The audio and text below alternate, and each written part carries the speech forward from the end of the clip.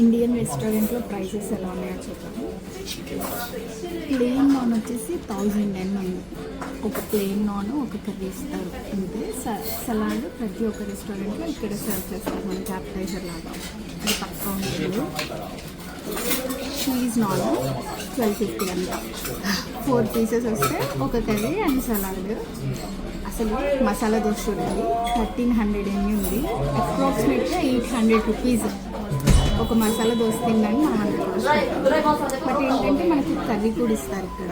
చట్నీస్ సాంబార్తో పాటు ఒక కర్రీ కూడా మనం చూస్ చేసుకోవచ్చు. అండ్ ఇంకా మీల్ వచ్చేసి 1300 ఉంది.